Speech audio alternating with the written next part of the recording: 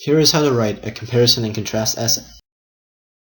First off, when writing a comparison and contrast essay, you have to identify the comparison.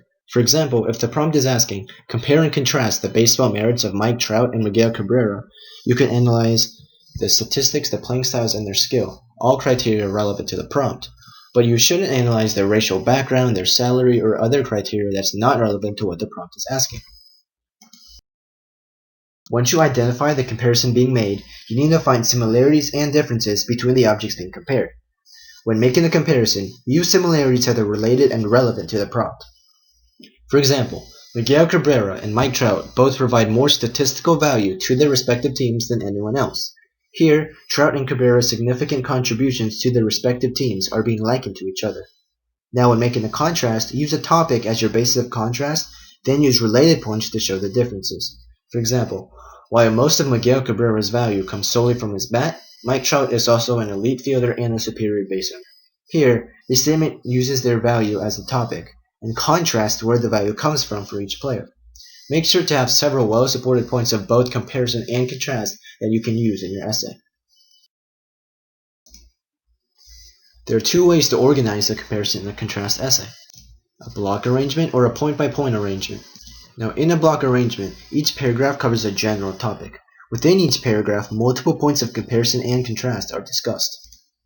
For example, you could have a paragraph with all comparisons and all contrasts, or you could have a paragraph about Trout and Cabrera's significance and one about their playing styles.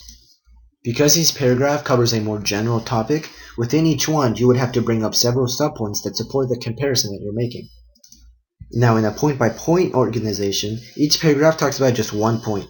Each point is elaborated upon in the paragraph with details and supporting evidence.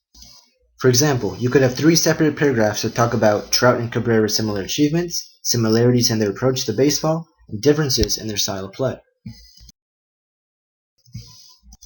Like in all essays, the thesis is very important in a comparison and contrast essay. In your thesis, you have to make clear which organization style you'll be presenting in so your reader knows what to expect. For example, you could use a thesis, Mike Trout and Miguel Cabrera have both achieved great feats, but they differ in their playing styles and how they contribute to their team. This establishes a point-by-point comparison and mentions what points will be elaborated upon in the body paragraphs. Now, some key points to keep in mind when writing a comparison and contrast essay. First, you have to know your organization method and make sure that you're able to convey that structure to the reader so the reader knows what to expect and the points that are going to be brought up. You have to make sure your arguments are relevant in both your comparisons and your contrasts.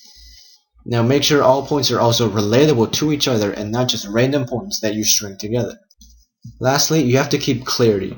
In any essay, and definitely in a comparison and contrast essay, your structure and the details you provide for your comparisons are key. In this way, you'll be able to master the art of writing a comparison and contrast essay.